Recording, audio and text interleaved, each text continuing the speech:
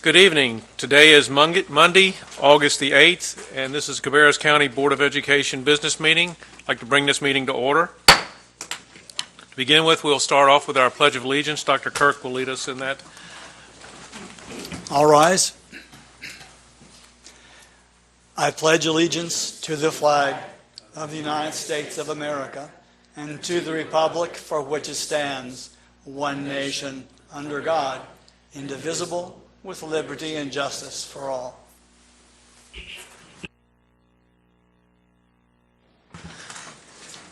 Thank you, Dr. Kirk.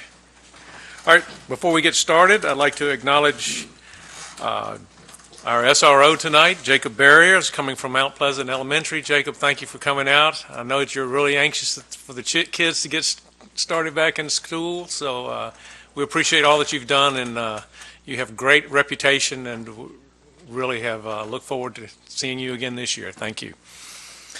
All right, board, we have a the time for us to set the agenda.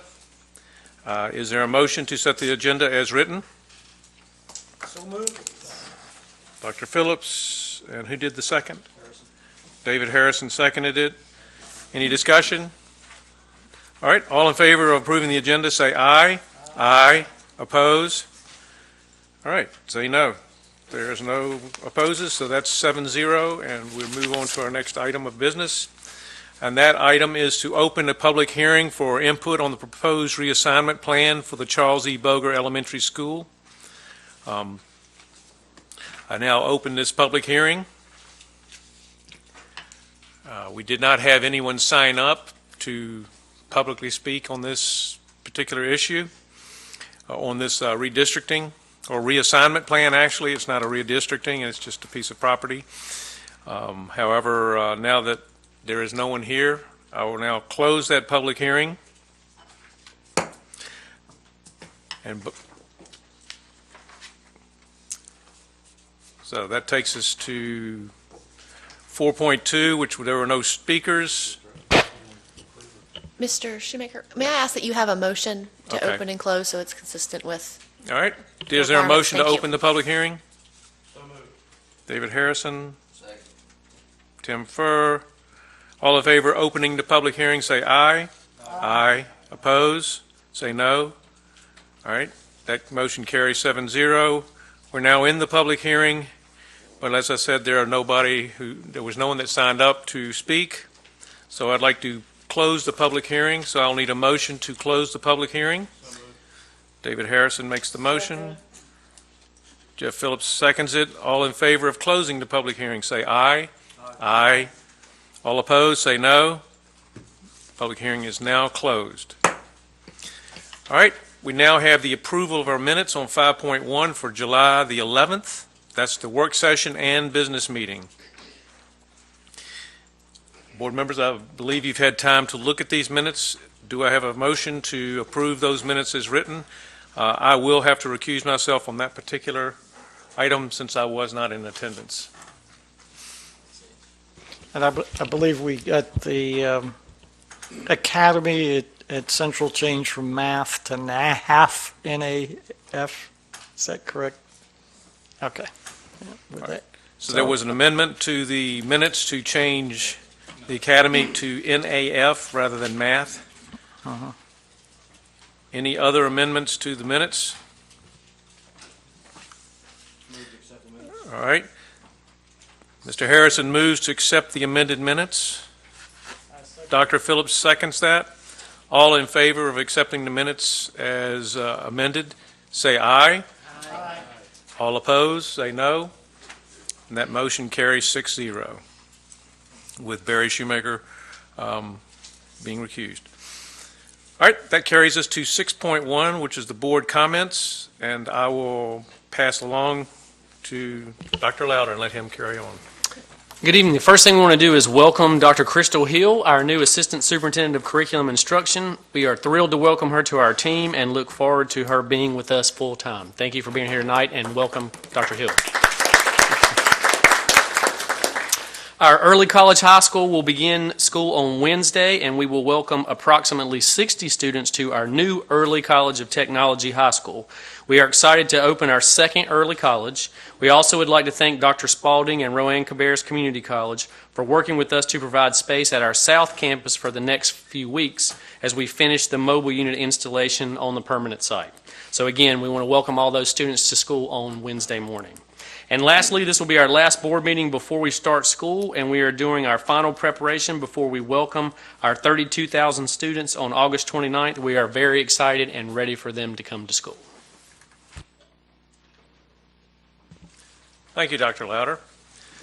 All right, that carries us to 7.1, which is the guest speakers to address the board.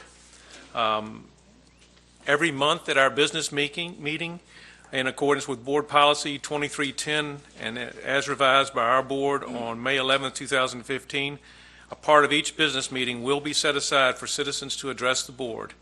Sign-up cards will be available for any individual or group to indicate their desire to address the board, and speakers must hand a completed card to the board clerk no later than 6 p.m., the normal start time of the regularly scheduled monthly business meeting. The board chair will decide the time devoted to public comments. Speakers must complete the contact card, including their name, group name if applicable, address, phone number, and list the general education-related topic of their presentation for the board minutes. There were no cards received and no speakers have signed up for tonight, so we'll move on to our next item. And that is the approval of the consent agenda. Board members, we placed a number of items on our consent agenda, and I now just need a motion for us to make those approvals. Second. Mr. Furr makes the motion. Mr. Harrison makes the second. All in favor of approving the consent agenda as laid out here, say aye. Aye. Aye. Oppose? Say no. All right, that motion carries 7-0. And that moves us on to the action items agenda. And the first item on that is the approval of the budget for the 2016-17. And Ms. Klutz is going to come to the podium.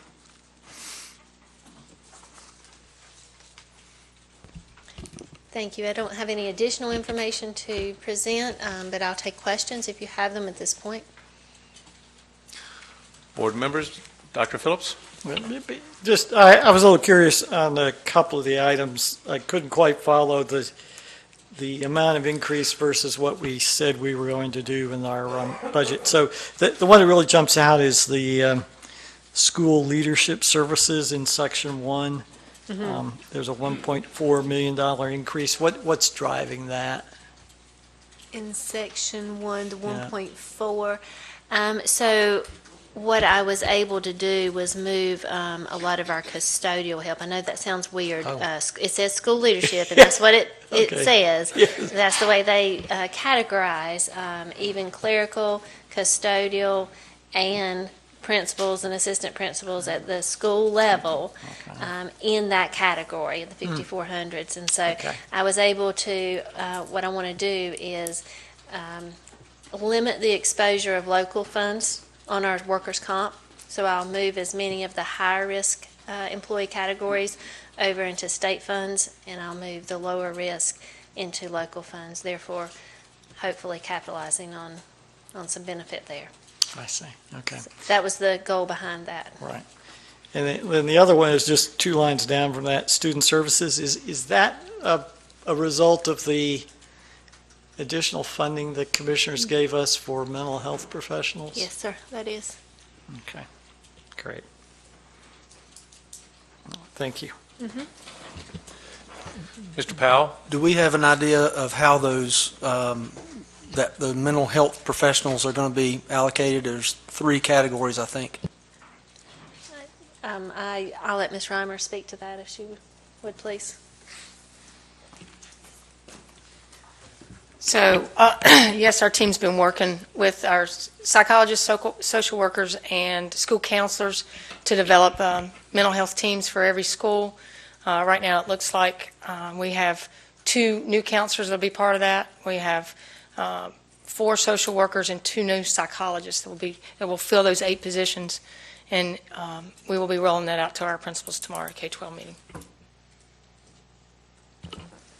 Will those positions be roving from school to school or area to area? Areas, yes, sir. So they'll all be assigned. Every school will have a mental health team based on the feeder location and the location that their current staff are. Mr. Basile, I don't know if he's in here. He could probably speak very clearly to it if you want to ask him a couple of questions. And just generally, if the teams will be focused on elementary, middle school, or high school, or if they will have a variety of duties at the different levels of the school children's needs. Sure. So the teams will be pre-K-12, so they will be assigned to a school, but they will have the possibility, as you asked about roving, in the event of a crisis for certainly a person to be able to leave the school they're at and be able to serve at a different school if the needs are there at that other school. Are there any efficiencies to be gained by assigning them just to the elementary ages or just to the middle school ages or just to the high school ages, or we don't have the resources to be that selective? Yeah, I'm sorry to put words in your mouth, but that's maybe the real reality. No, I don't think there really are efficiencies to be gained by so doing. I think that what we need to do is respond to the student needs where they are. Is there any correlation between those teams' assignments and free and reduced lunch data or student discipline data or anything else that would help us get my own mind around the assignment of those mental health teams? Sure. Going to the different schools? So those teams will, as we go through, those teams will be collecting data along the way that will also be able to record their referrals that they're making to outside agencies, their direct service that they're providing, their consultation to administrators and teachers on discipline issues. So at the front end, to say that are we using all of that data to develop our assignments? I mean, those were among our considerations as we assigned, as we developed our assignment plans for these folks. But to say that there was any one factor, I think I don't think I'd be telling you the whole truth if I said that there was one sort of solid factor, whether it was free and reduced lunch or discipline data. But everything was considered. Certainly everything was considered. So are they, I'm just sorry to Yeah. go on, just for my own understanding, are they more generalists going where they're needed at the moment that they're needed, or are they working toward dealing with particular issues that we have data on, such as third grade reading or high school disciplinary issues? How are we assigning the resources of these people, these professional staff members, to actually go out into the field and make a difference in the lives of the students and the conditions or the educational environment of each school? Okay, so I'm going to speak just briefly. What's our plan, maybe is a better way of putting it. Could I ask a question and maybe clarify his question? Are these positions just added to our allocation and they're divided up according to the same formula? Absolutely not. Oh. So what we've done is been very intentional on how we have organized the current staff with the new staff to create a true team for every school. So a principal will have a team that would help respond to, at an elementary school, a kid that's completely out of control and having to be restrained and for a 2-hour period. So we would have multiple people that could provide resources that are trained in specific areas. They've also identified what specific areas each individual has an expertise in and has tried to allocate that resource across each team. A lot of the people that are involved are currently in our schools, so obviously 8 positions does not create a new team for everybody. But we are identifying a mental health person that's currently at the school that will also be part of the team that will be able to give some of the data that you're asking about, some of the information, and work very closely with our administrative teams as well as our teachers. Thank you, Mr. Powell.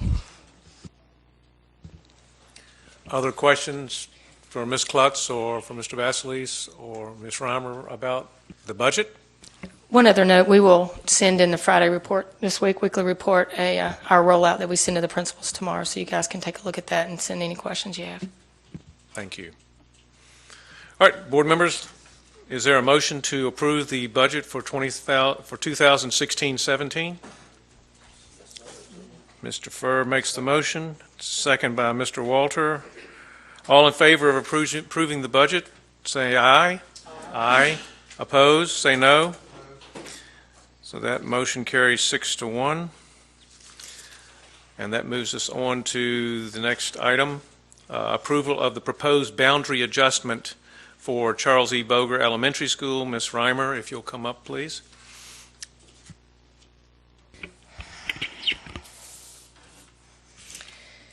So tonight, staff is recommending an adjustment to a boundary to allow an alignment with the current middle and high school boundaries. The area affected includes areas of Charles E. Boger Elementary School that is on the north side of Poplar Tent Road and west of Cottle Creek extending to 85. This includes the street named Woodhaven Place Northwest, and this realignment does not affect any current students.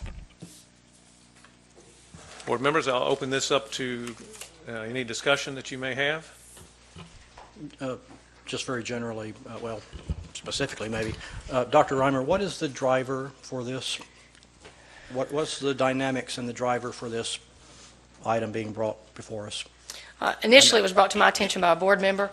We have a current complex going up in that area. It's directly across from Gable Oaks.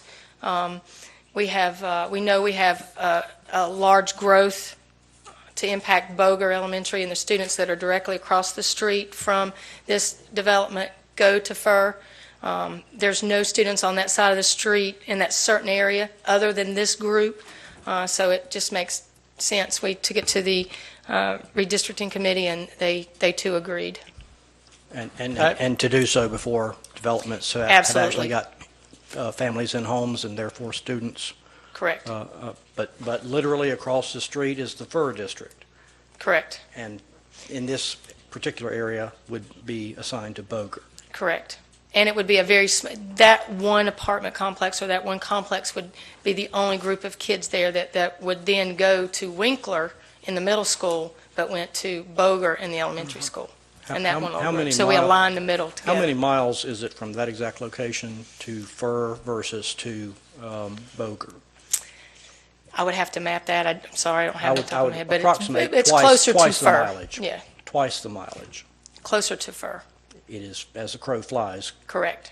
closer to Fur. Yes, sir. Okay. And when do we expect that those dwellings to be up and running and habitable and therefore students?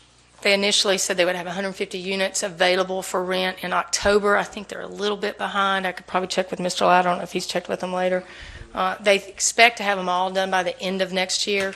We'll see how that goes. And since it's also your area, is there transportation? Are we arranging transportation for that area to take kids to Boger? It would, well, we would if you were past us, we would take them to Fur. Excuse me. Yes, and there is a bus directly across. It would just have to go around the roundabout and pick the kids up, so it would just be one stop and I not beg be. your pardon. Yep. I'm with you now. They would all go to Fur. Yes, sir. Thank you. I was just going to reiterate, David, that particular section that's shown in the red polygon at the middle school area goes to Winkler. Mhm.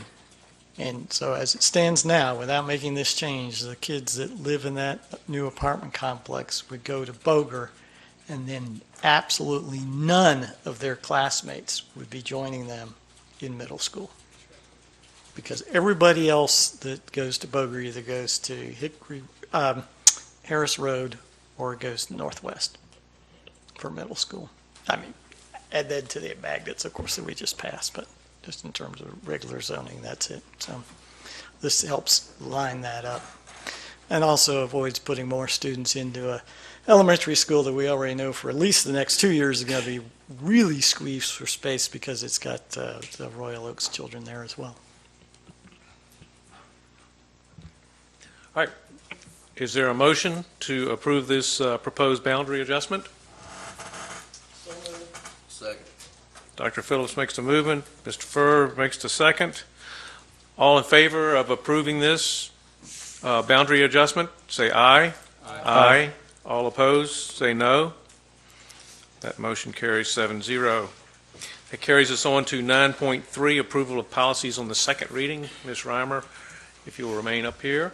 We have 5 policies that were brought up for the action agenda.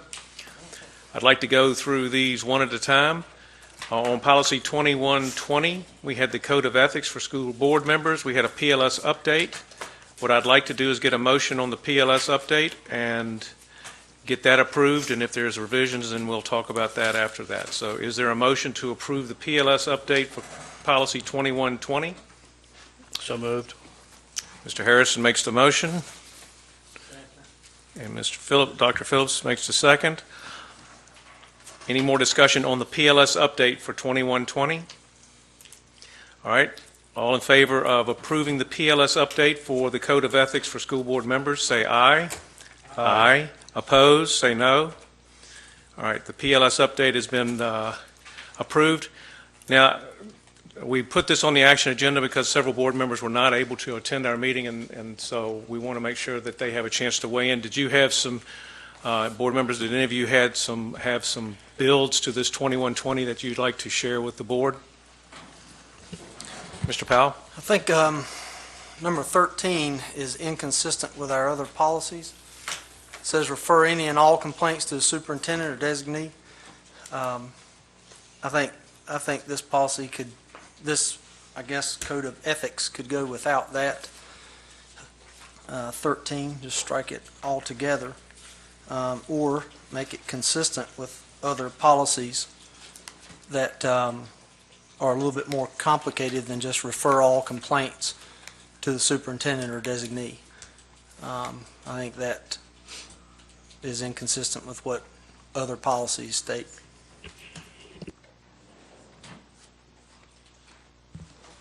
All right.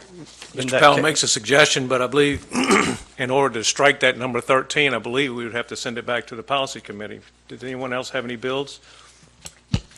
The cross-references only make reference to policy 2123, Mr. Powell. Is that the only policy you have in question in terms of consistency? I mean, as this policy is stated, it only cross-references 2123. Are there others? The next one is Department 122, there's 1722/5060.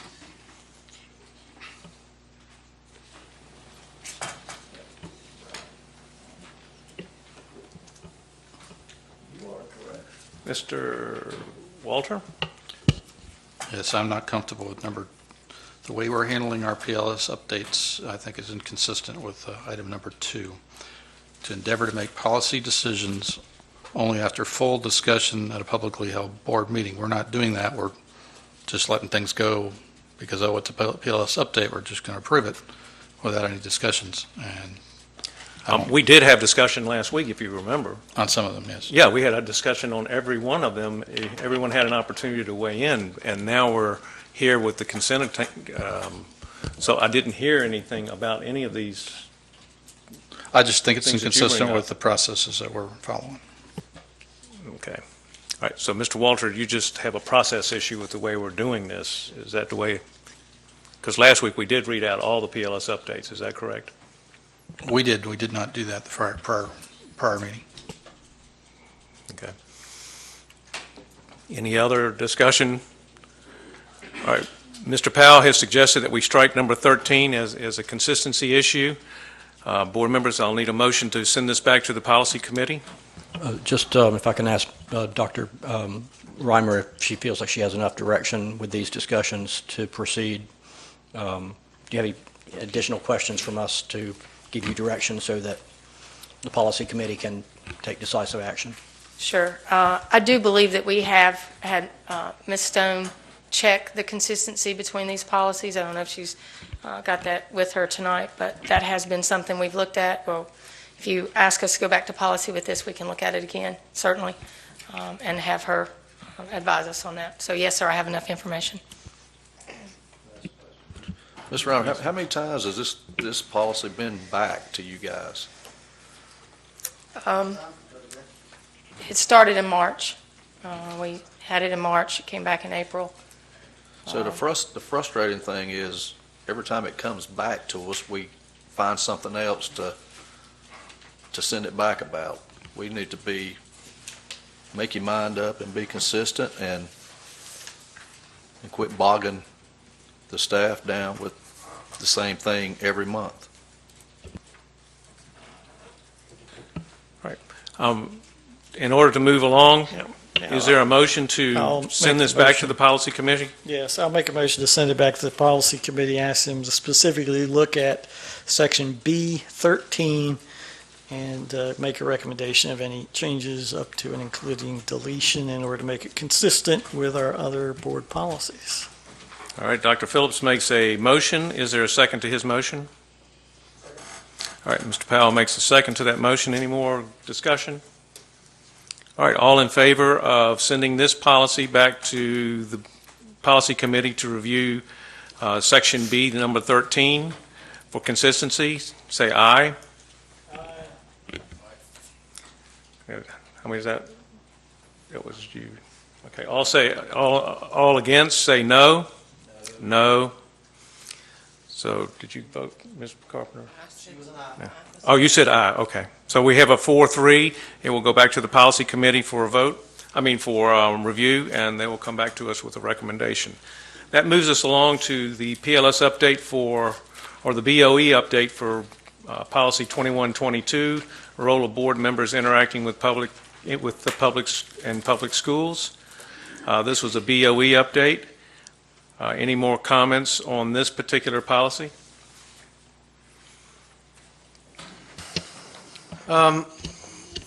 In section C, I move to strike 1 and 2. So it reads, board members are encouraged to visit schools in order to inform themselves and to gain a clearer understanding of the daily operation of the system. Board members should follow all procedures established for visitors to the schools. And the reason for that is I don't think that restrictions on board members should be in addition to regular visitors to schools. That seems a little odd to me, that there would be additional restrictions put by board members on themselves that we don't put on regular visitors.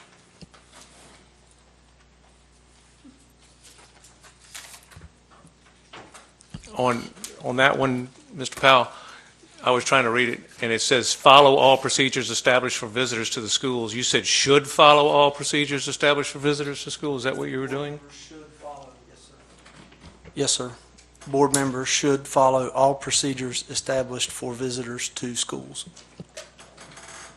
All right, board members, you've heard the language change that Mr. Powell would like. So you're trying to say that board members should not, like if I'm a parent, I just show up and sign in. So you're saying we should be able to do that without having someone from this office notify the school and tell them we're coming? I do not think that board members need permission to visit schools. You think they do not?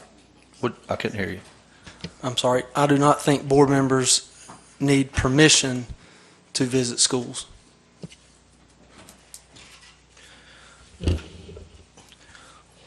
know, the way what I think is, you know, you can have 25 parents in a school and no eyebrows going to be raised. You get 1 or 2 school board members in a school at the same times, and you're going to have a lot of uneasy people, probably unnecessary. And Ms. Rhymer, Dr. Rhymer, if I can ask Mr. Furr's question, this particular policy has come to us several times. Like Mr. Furr, I think we need to get her done and move on with this particular policy. That, again, how many times has this been brought up to us? It also began in March and has been 5 times? 6 maybe times? 6, 6 times? at least on an agenda. 6 times this particular policy has been brought to us, and for various reasons, we have not acted on it.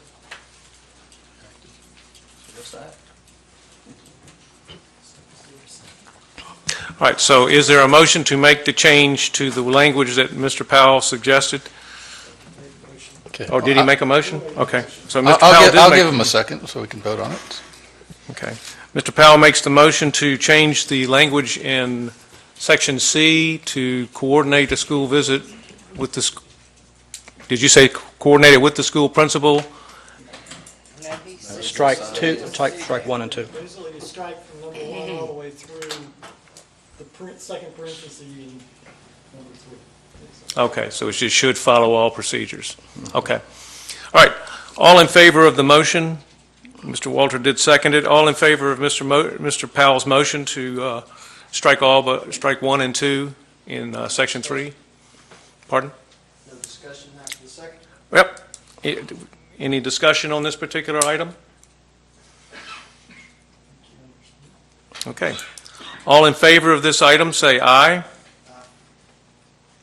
All opposed, say no. No.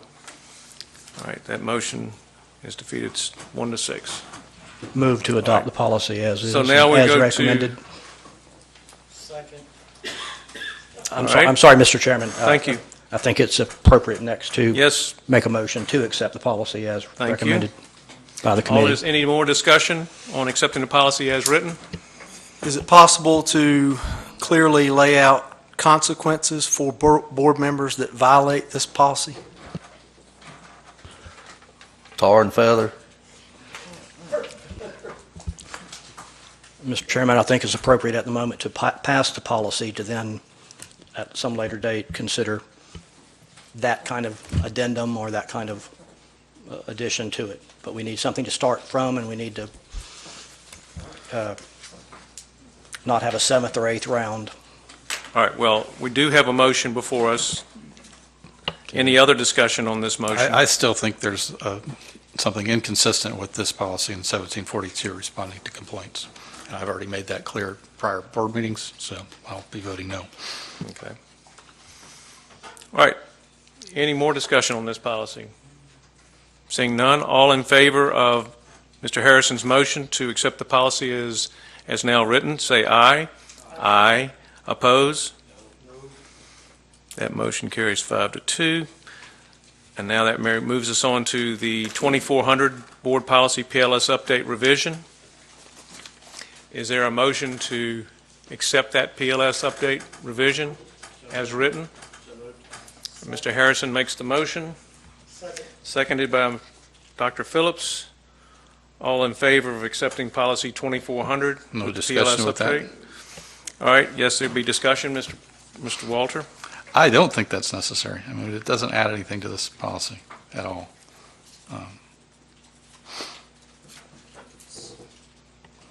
I mean, it really doesn't. I mean, this whole policy really needs to be sent back to your policy committee, although, you know, this is a policy on how we're supposed to handle the policies, and it doesn't talk about anything about even having a policy committee, how that policy committee is represented. Doesn't talk anything about how the public is made aware of changes to our policy. We have a process where we have a first read and a second read. None of that is in this policy. So I think the policy is lacking quite a bit of information. I'd like to see it improved and sent back to the committee. But this particular sentence doesn't help this policy one way or another. And in support of Mr. Walter, can I suggest that we pass it like it is in order to expedite the particular items Mr. Walter has itemized or discussed, if that's appropriate, to have something or a base policy to work from? Or is that Correct. appropriate? So this is Well- a strongly recommended and a required update from our state, so I ask that you look at the PLS piece and approve that, and then if you'd like to send it back to committee for the committee to look at Mr. Walter's concerns, we could certainly do that. But basically, the Leandro part was what they said we needed to do. Yes, ma'am. And it seems like some people of this board seems to forget about that a lot of this stuff is required by the state. We've got to do it. Yes, ma'am. And that's what we're trying to do. We're trying to get this part done. And that is something that the state requires of us to do. And we need to quit piddle-paddling around and get it done. All right, yes, ma'am. Go ahead, Ms. Stone. I just wanted to add it for the board's consideration. Policy 2410, policy development, goes into some additional further detail that I believe the board may be looking for as it relates to policy 2400. 2400 sets the initial understanding, and 2410 talks about the policy development process. But there's no cross-reference to that policy whatsoever. And Ms. Stone, that could be a minor edit that we could add without going back to committee if Mr. Walter so wishes.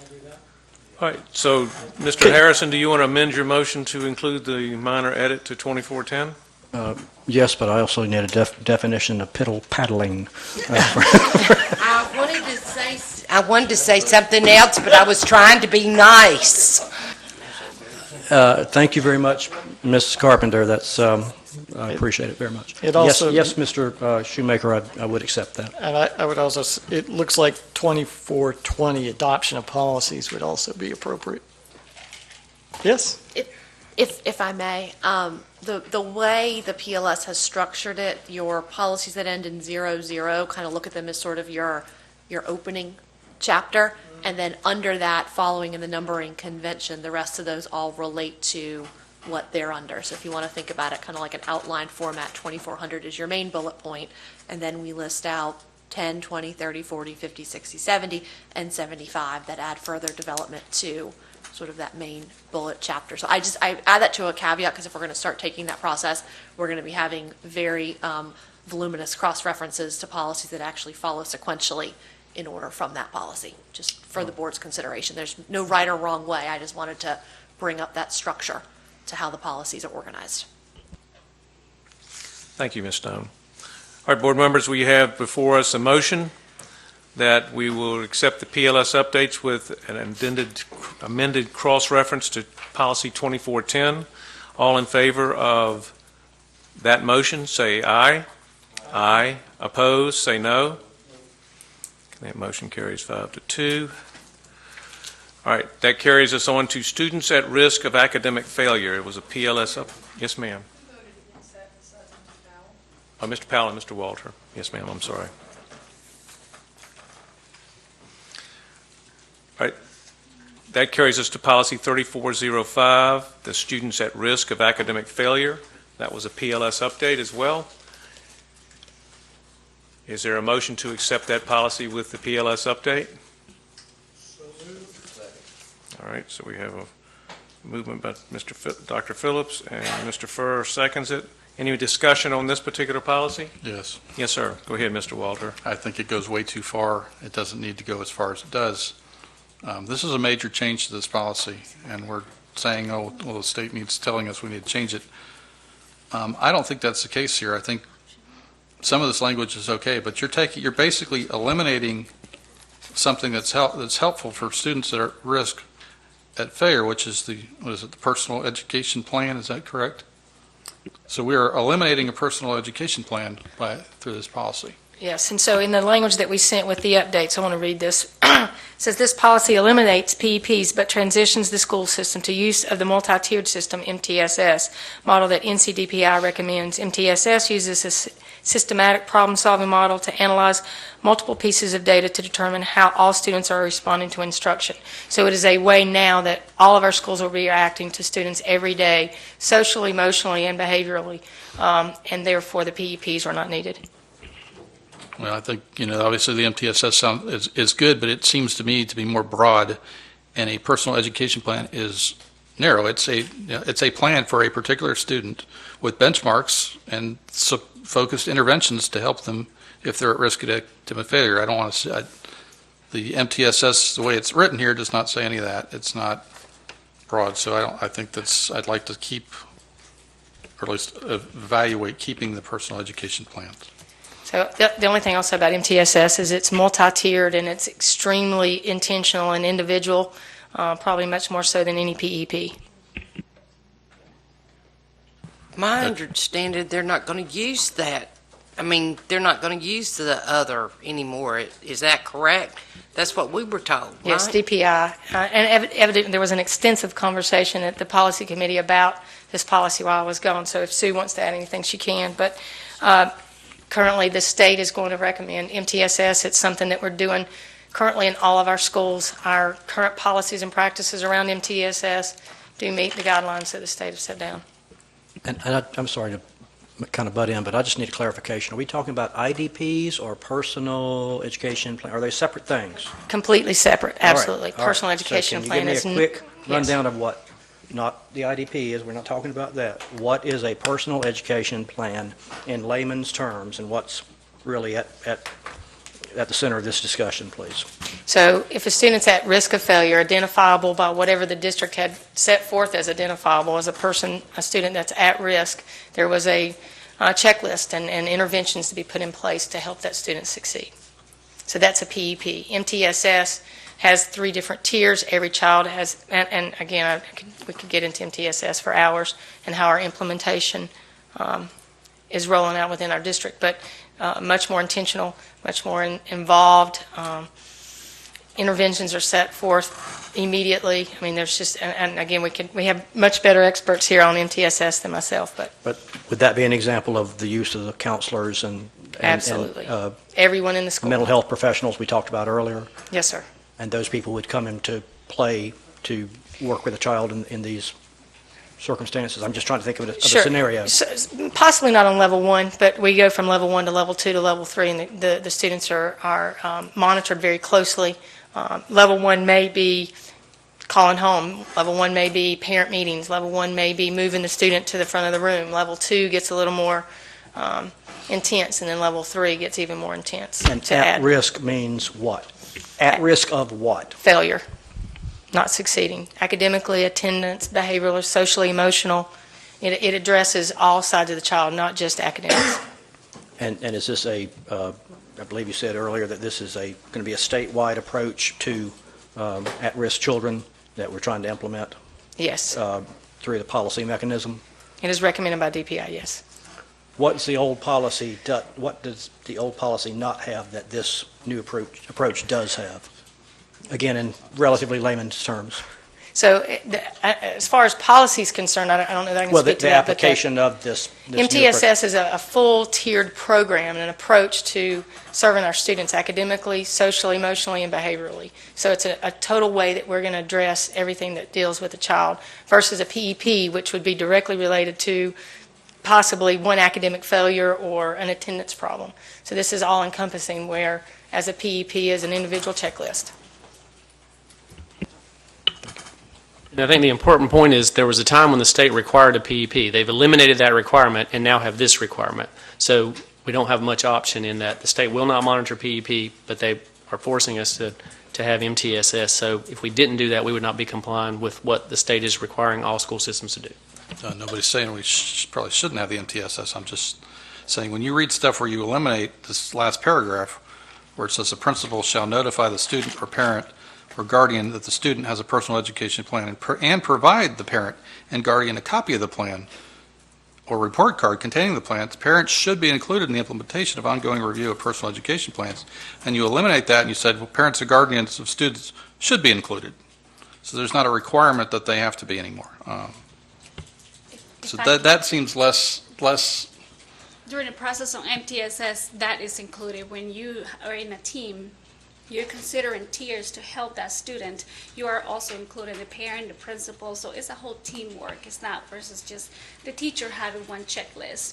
You have counselors, you have teachers from each grade level. You have a whole team that is looking at that student's need. So you look at it as a ladder. If the student is not progressing, we provide that scaffolding. That's why it's called Tier 1 and all the way to Tier 3 when we consider this the student might be needing some easy placement or maybe more support. And I appreciate that. What I'm saying from a layman's reading this, it seems that what we're doing is taking away the individual and making it more broad, but what you're telling me is actually more specific. And somehow to have those assurances that we are specific to the students, that we're doing everything we can to the individual student is what I was looking for. And when I read this policy, I don't see that. I think the key phrase is intervention, and that word means something very specific, but to actually intervene in the child's needs to get the child back on track, but to bring to bear all the resources available specific to that child. And the parent is always involved. Whether it's tier 1 or the way to tier 3, the parent is always informed. Do you believe it's a better approach? Oh, absolutely. Professionally speaking, I don't mean to Absolutely. put you on the spot, I apologize, but Absolutely, how do you because you feel? don't have just one person point of view. You'll have a whole team support of people that have worked with the student, from the principal to resources to whoever is in the team that will give their opinion as to what might be needed for the student. Definitely. All right, board members. All in favor of this policy as written, say aye. Aye.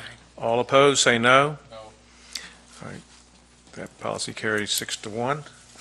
All right, that takes us to 3420, Student Promotion and Accountability, the PLS Update Revision.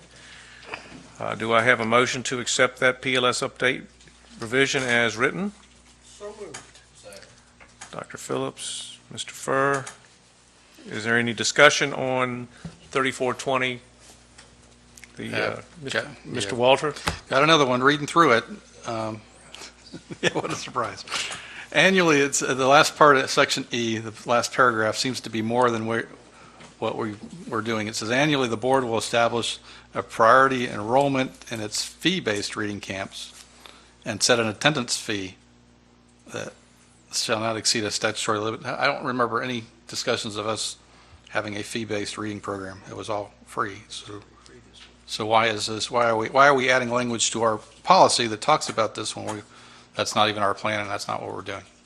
So I'm not our elementary director here, but I think I can speak to a little bit of that we did, if we had space in our reading programs, we allowed parents of students that wanted their programs that did meet grade level to attend, and therefore we created a fee for that. So that is the time that I think we've used those this year.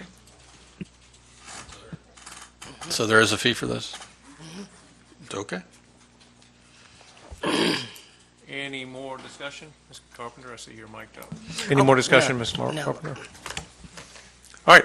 All in favor of the student promotion and accountability on policy 3400, approving it as written, say aye. Aye. Opposed, say no. And that motion does carry 7-0, Ms. Monroe. All right, that carries us to 9.4, which is the approval of the academic calendars for 2017-18 and 2018-19. And that will be Ms. Rhymer and Ms. Burns.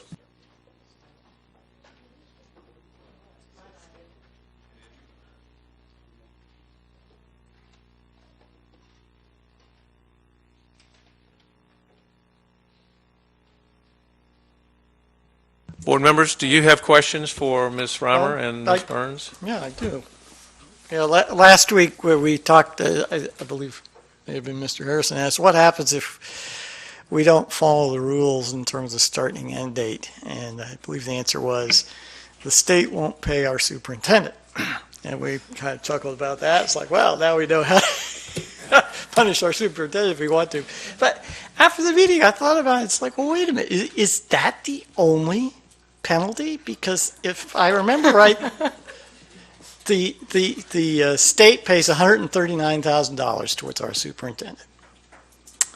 Okay, so for $139,000 of local money, we could start and end our school calendar anytime we want and let it be driven by what's in the best interest of the children rather than what's being told to us that we have to do? I don't think anyone's challenged that yet, so I would like to do a little research before we decide to do that. But from what Ms. Klutz and I were able to gather, that was pretty much. What was it? Yeah, is it like a multi-tiered thing that the first year you do it, they take away your superintendent's salary, and then the second year they take away the chief financial officer's salary?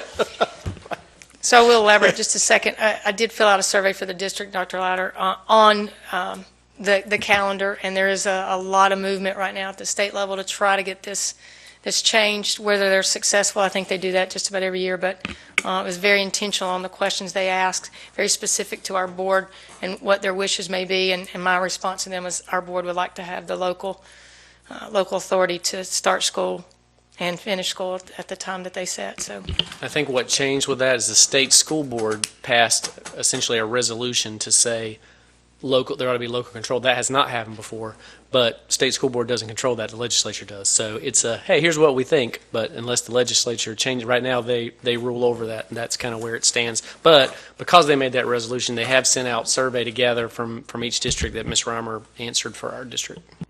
And Dr. Phillips, as we all know painfully well from news in the last few months, were we to go our own way, I think this particular legislature would bring it to our attention to not do such things those ways. I appreciate the point you're making, but we're probably expected to go along and not make an example of ourselves. All right, is there a motion? Any more discussion on this topic? It's still same frustration that Dr. Phillips shares, is that we're having standards put down by us by the state and grading our schools, and we're not even given the amount of time that we would need to help our students. So we're losing 5 teaching days or educational school days with these calendars, or at least the first calendar here. I don't think that's right at all. All right, board members, I'd like to have a motion to approve the academic calendars for 2017-18 and for 2018-19. Mr. Furr makes the motion. And Mr. Harrison, you seconded that? All right, any more discussion on this particular topic? All right, so let's vote. All in favor of approving these 2 calendars as written, say aye. Aye. Opposed, say no. All right, that motion carries 7-0. That carries us to 9.5, the new high school architect selection. Mr. Louder, if you'll come to the podium, please, sir.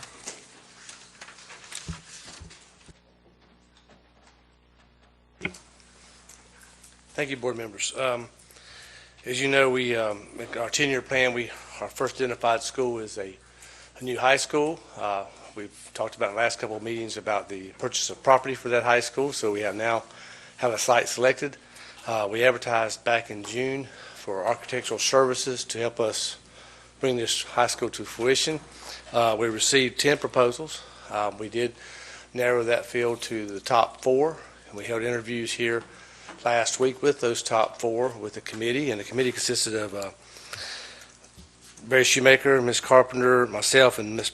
Dave Burnett, but Ms. Carpenter was not able to make it with us, so the 3 of us continued. We'd already scheduled interviews, so we held the interviews, interviewed those 4 firms, and based upon the vast part, I guess, as you say in your thing, due to their high school experience, creativity exhibited on the site and their proposed team, and we are recommending LS3P Associates to be selected as a firm to design the school.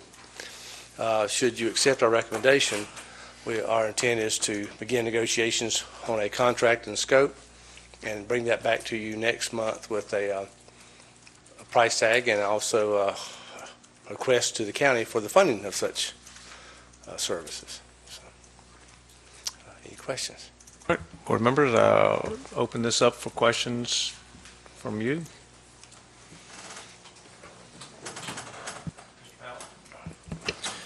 Well, so Ms. Carpenter wasn't able to attend, and it was just Mr. Shoemaker on the selection committee. That concerns me just a little bit, I guess. I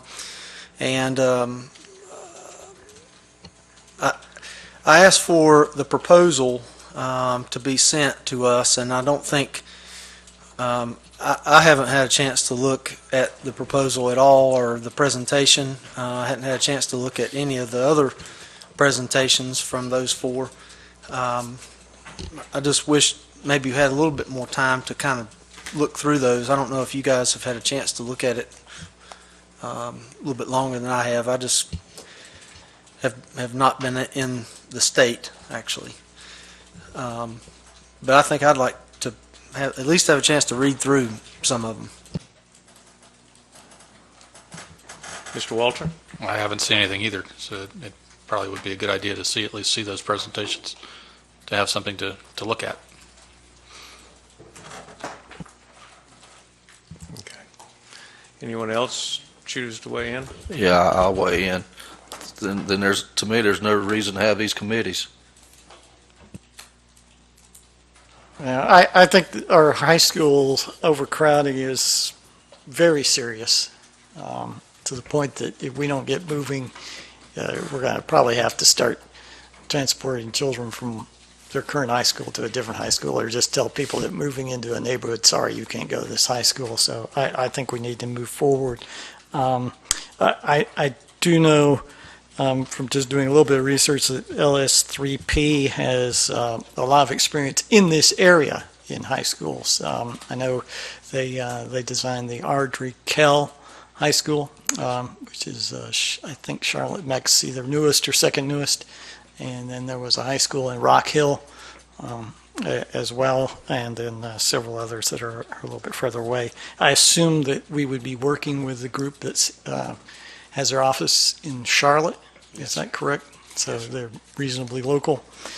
And the only thing that I saw from their designs was they seem to favor three-story high schools. I don't think we have any designs right now that have 3 stories, but it may be that for that particular lot that we're looking at that has some elevation change, maybe 3 stories makes sense.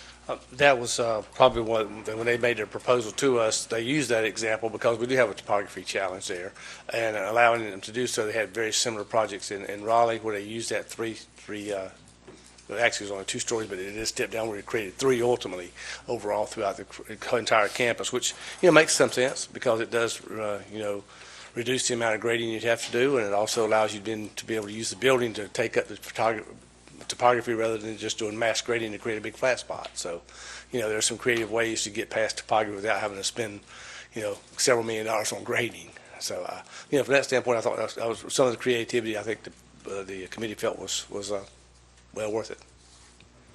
But what I would recommend for both Rob and Vince is that if you don't want to vote for this, that's fine. But then we'll have another chance in a month when we have the actual contract. And if you see something in looking at the materials between now and then, it gives you heartburn, then you can again make a pitch to say, well, I think maybe we ought to go in a different direction. So, but I think that unfortunately the position we're in right now, we don't have time to wait another month. We just need to get moving. This is another one of the get or done moments, and the boards need to take action on this. But as we move forward, I hope the architect that we finally do select will give us options along the way and give us variations of options that we can look at, and I hope that's built into the relationship with this particular architect. I don't know how that might actually play out, but I would like to feel that we had some flexibility in the process. Obviously, this high school will be the first high school we built in quite some time. I mean, obviously, one of our newer schools is a high school, but of course, that's been over 6 years ago. It'll be 7 years this year that school has been open in operation. By the time this school is built, it'll be almost 10 years old. So, therefore, it is very imperative on us to look at the educational process that we are now using and what may change over the next 10 years before this school, is finally in fully operation. So therefore, there will be a lot of interaction back and forth between the type of education programs we wish to offer and what environment we need for that education process to take place.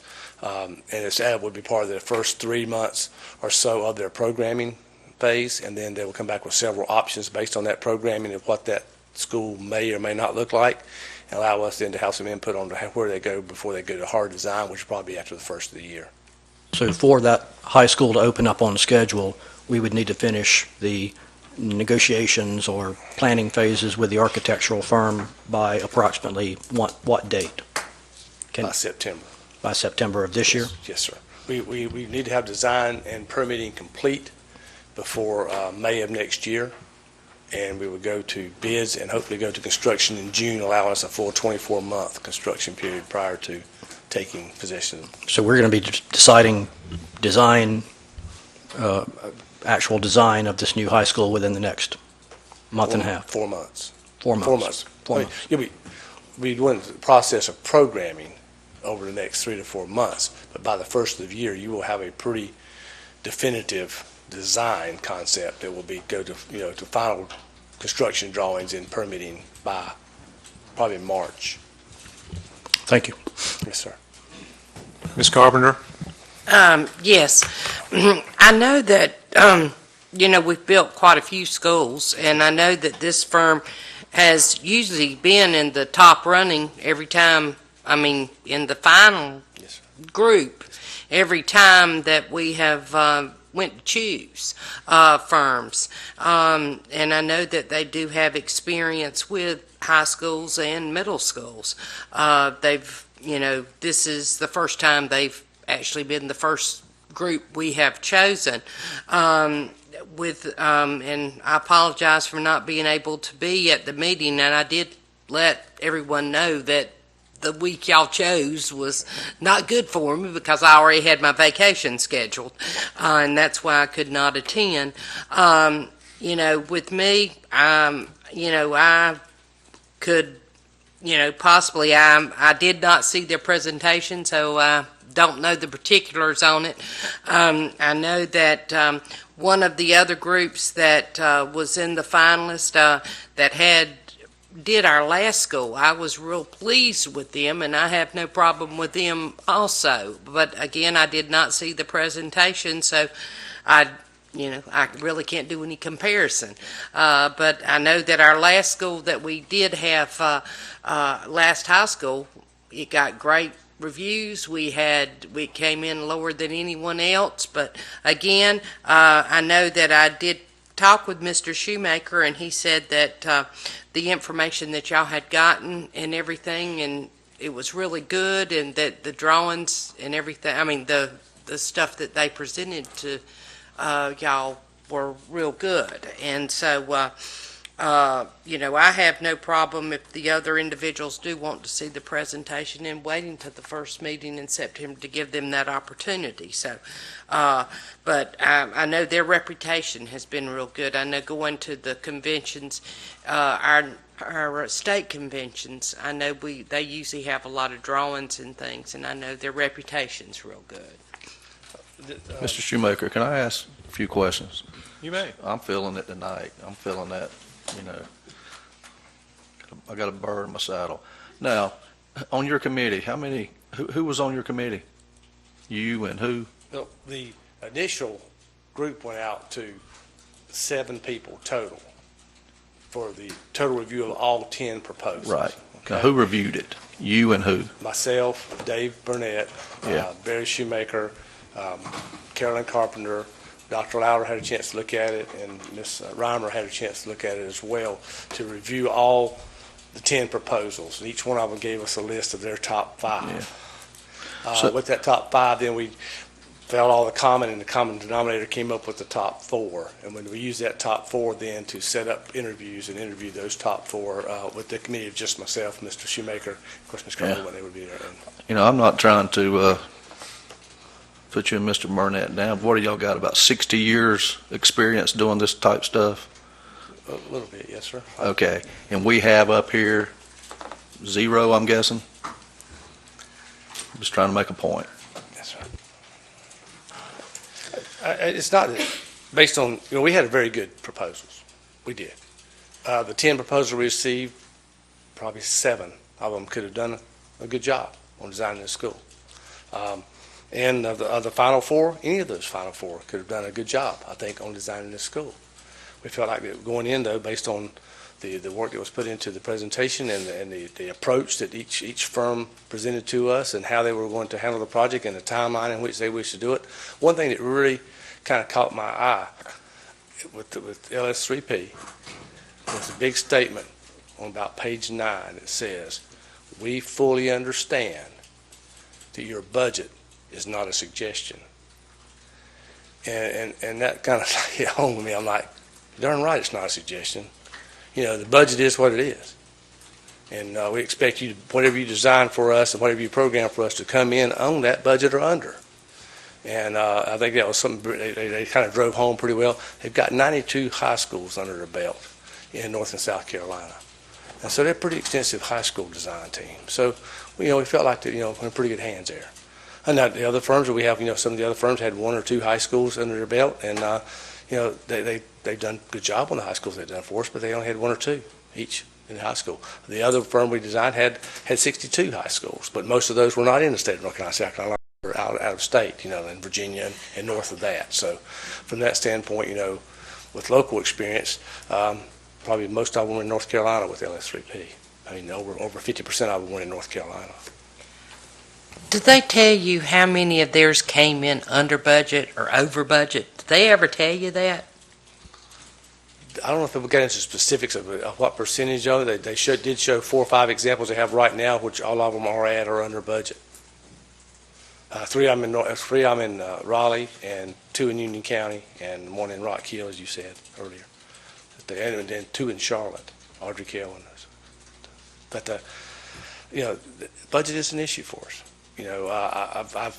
I've been in situations where I've been on design, not necessarily with schools and stuff like that. You come in and you start out with a budget, and by the time we got through with design, all of a sudden it came back and they did their cost estimates, and it was $4 million over budget. Like, whoa, our budget was $65 million. You've got to be there, and it's their responsibility to know that up front. Going in, they have to keep that in their mind. What type of materials are used, what type of construction we're going to use, what kind of timeline we're going to use, how much grading we're going to do on the site. All those things have to be factored in to make sure they fall under that budget. And they brought a team in that looked like they were very qualified to do that.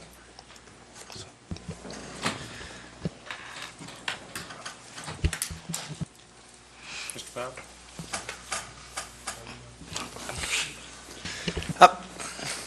To hear you say that all of the last 4 could do the project, I was okay, I guess, until hearing that and knowing that of the 4, there was only 1 that was local firm, and to me, you take care of your own first, and then if you can't find your solution, then you work out from there. And so I was, to hear that our 1 local firm could do the project, that just kind of made me think, well, golly, what, do we want our Cabarrus County people to do the work, or do we not? Or, we can send it to a big firm, or if we feel comfortable with a Cabarrus County firm, then we should go with it. And that doesn't apply just to architect, that applies to anything. Cabarrus County graduates are more than adequate to do our work or provide our services. I think that was one of the major things, and that kind of struck me, I just can't really get past that. That's just where my thoughts are. And I haven't seen the presentations. I don't know. I don't know if LS3P has Cabarrus County graduates working for them. I'm sure they do, because they're working everywhere. But Can you let us know these 4? What are the other 3 firms? Because I have no idea. The other 3 firms were Yates Kreitzberg Architecture, Yates Kreitzberg Huge Architecture, Mosley Architecture, and Marshburg Architecture. Those were the top 4, along with LS3P. I'm sorry. And all those firms except this one has done work for us. All except.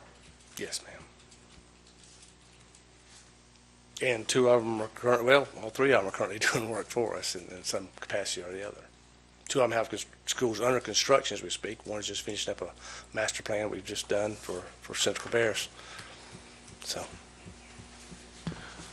All right, board members, is there a motion to carry on with this and to accept the design, the recommendation from the team, or what's your pleasure?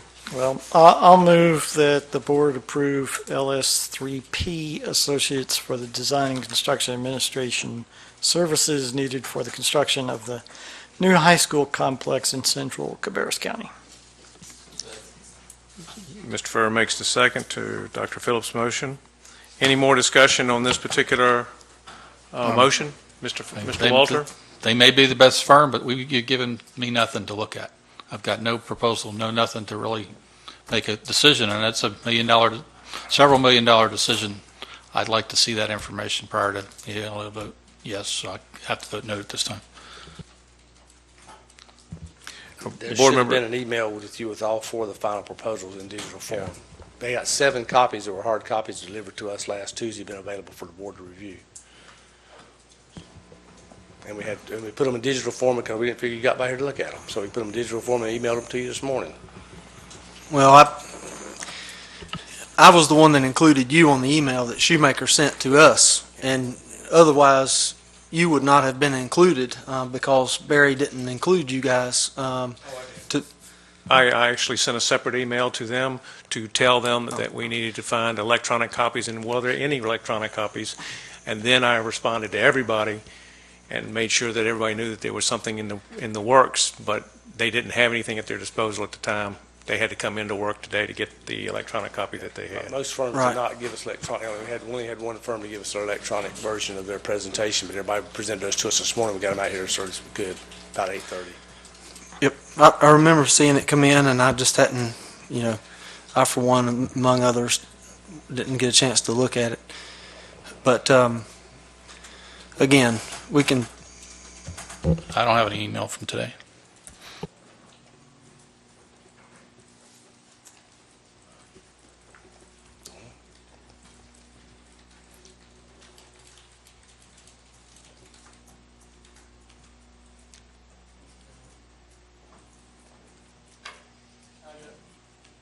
I got one from Dave Burnett at 2 p.m. It says Dropbox. The first one out, the Dropbox didn't open well, so they resent it out and resent it again as a Dropbox for all. They were so large you couldn't put them individual attachments.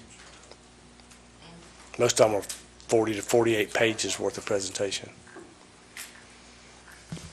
All right, we are not voting tonight. We're not voting on any numbers at all. We're just voting on selecting of the firms, so that this is not a multi-million-dollar decision tonight, but it could be later on. But anyway, all right, board members, we have a motion before us. Is there any more discussion, Mr. Powell? This is a multi-million-dollar discussion or decision. If we decide on the firm, then that's the firm, correct? Everything we pay to that firm goes to Charlotte or wherever that firm is, DC or wherever, instead of where it goes to wherever that firm is, right? I mean, it's a multi-million-dollar decision. Just don't want to diminish. But we haven't made a decision. contract, and you still have to get through the contract phase of this process. So, They've got to negotiate a price. Right. That's what he's got to do, is go negotiate a price. all right. So we do have a motion before us. Is there any more discussion on this motion? Seeing none. All in favor of accepting the recommendation of approving LS3P Associates for the design and construction of this project, say aye.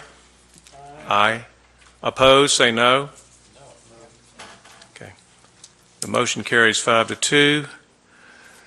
And If this is a concern of the board in the future, I would highly recommend that Mr. Chairman appoint 4 to 5 members of this board to that committee, should they wish to do so, because we felt like that, it's you hired us for our expertise. We do what we do. We do what we do well, and our job is to bring you the best firm and the best construction methodology we possibly can. And if you can't trust us to do that, then it probably needs to be left to this committee as a board to choose that architect and just let us run with whoever you choose. And I'm not saying that you're not. It's just there's no information. We're answerable to the voters, and we have a public obligation to make the best decision. If you don't provide any information whatsoever, I can't make a decision. The only other option that we have is for us to have a meeting and us just have one day where we all sit in this boardroom and we go through these applications ourselves. That is the other option that we have, and us set a meeting date and us go through them. Now, if you've got 2 or 3 days to do that, then that's your other option that you've got. And that's what you've got to do.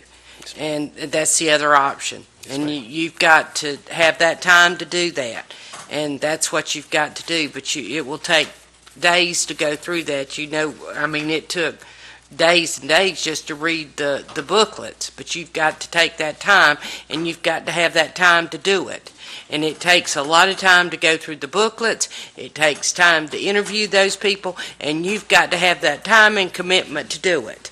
And that's what you're going to have to do if you're going to do that. Just one question, Mr. Stone. If someone makes a public presentation in our RFP process, is that, whatever they present, is that public information? The actual RFP submission or a presentation to the entire Well, board? the RFP submission, yes.